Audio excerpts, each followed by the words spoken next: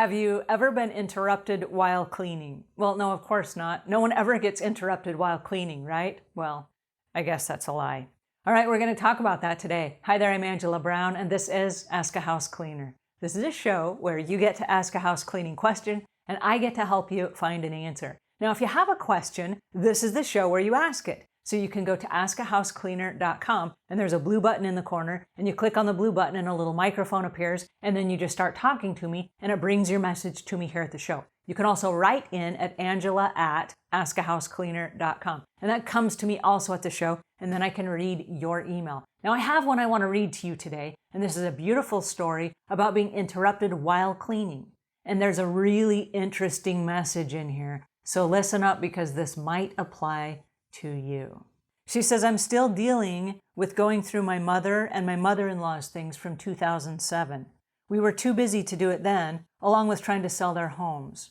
Then my husband got sick, and I was so busy taking care of him that I didn't have time to clean right. So it was just take this job and shove it. Well, my husband died in 2017, and my daughter and I began to clean the house. She focused on her room, which was overwhelming, and I worked on the filing cabinet. Between those two areas, we took 20 bags of shredded paper out of the house. Then her boyfriend proposed. Well, wedding plans were mixed in with routine life, and there was still more to do, but the wedding gifts go to the bride's house, and at least I had one room that was empty until it filled up with boxes. It took 3 carloads to deliver the gifts to their house, where they're still stacked in a spare bedroom nearly a year later with their belongings from before their marriage. I had to quickly move about 50 boxes from the garage to get the coffee tables and end tables that I'd promised them from my mother's house. Remember 2007? Then 4 rooms were overwhelmed. And this is the 4 rooms of being overwhelmed where she moved stuff out of the garage to get to the end tables. I managed to get boxes divided into 2 rooms, and I put the bed in one room with some lamps together in one of the rooms for storage. Now, at least the living areas, my bedroom and the kitchen were somewhat orderly. Well, I recently had surgery, and after another 7 weeks of recovery, I get to go home. But I'm going to block out time, as you said, and go through those things and decide what is trash and what is treasure. Over the past 3 years, I've learned one reason for a clean home. Yes, do it for yourself, but also do it for your loved ones who need to be able to find things when you're no longer here. They'll already be in mourning and have to sort through your stuff to find important papers, and that just adds to the stress. All right, this is really important for a lot of reasons. One of the things I like best about it was the constant barrage of interruptions once she got back to the task. Again, life gets in the way. First, it was ailing parents. Then it was the death of parents. Then it was a sick husband. Then it was the death of a husband. Then it was going through the stuff. And then a marriage proposal. And then what happens next? We didn't say this, but there are probably grandkids on the way. There are probably hobbies in school and babysitting and other things that are about to be interrupted again. But then her own surgery and her own health and wellness. And so there's a series of life's events that will constantly interrupt your big projects. And one of the things that is really incredible about this particular email is the awareness that we all have things we could downsize. So I want you to stop today, and my goal for you today is to stop and think about the house that you live in right now. Is there an area in that house that has a treasure room? A room where you put things that are too good to throw away, but you'll probably never use them again. It might be a computer and you upgraded to a latest model, and so you have the old computer kind of like as a backup in case your new computer ever goes bust.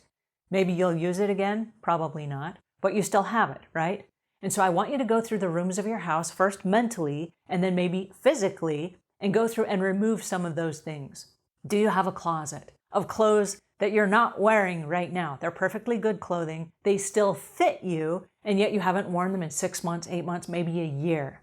Maybe it's time to let go of some of those things. Do you have clothes from a time when you went to work every day and you wore a suit and a tie? And now that the COVID era has hit and everyone is working from home and you're wearing shorts and a tank top every day, could you get rid of some of those suits? Could you get rid of some of that stuff if your life has changed and you're not going back into that world? I too have clothes that I don't wear. I wear this outfit every day. I don't need some of the clothes that I have. I too could go through my closets and get rid of more stuff. How about your office? I know lots of people have home offices right now that are really becoming the most used room of the home because people have moved from the COVID era back to their homes. And now they are working from home, and there's all this weird stuff in their office that was kind of junked in there or moved in there or stored in there. And now they're trying to work around it while they're trying to actually run a business. Is there stuff on the peripherals of your office that you could actually get rid of because you don't need it, don't want it, don't use it, and you'll probably never use it again? How about your kitchen? What is inside your kitchen drawers? And I have to ask that because I'm guilty of having a lot of serving spoons. Now, there was a time in my life where I had lots of parties and we had lots of people over. And I have this great big massive island in my kitchen where we would put all kinds of food, and every food container needed a serving spoon. So just imagine how many serving spoons that I have. It's probably close to like 200 or 300 serving spoons that I have at my house right now. Well, now we're in a COVID era and I don't have 300 people coming over to my house. I probably don't need 300 serving spoons, right?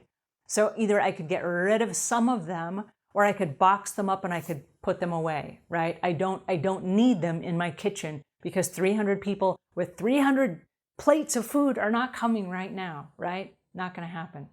What do you have in your house? What do you have that you no longer need, want, or use that would be challenging if someone else came in and took after you? If you were to pass away, or if you were to go into surgery, or if you were just to get married and up and move away from home and leave it all behind.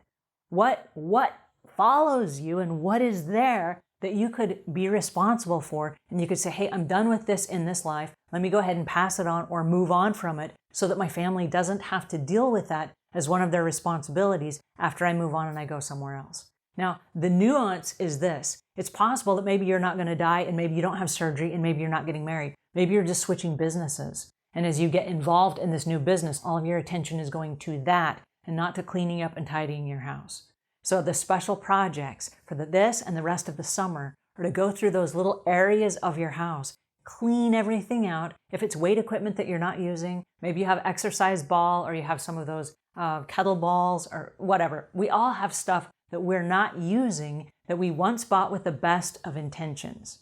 Now is the time to clear the slate and get rid of all that stuff. And I want to thank our reader who wrote into the show and suggested this lesson for us because it's a really important lesson. And I'm really appreciative that she went to the time to explain the life's interruptions and what can happen that can derail you and get you off track, and then it becomes a burden.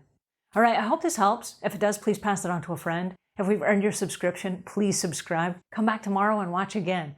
And until we meet again, leave the world a cleaner place than when you found it.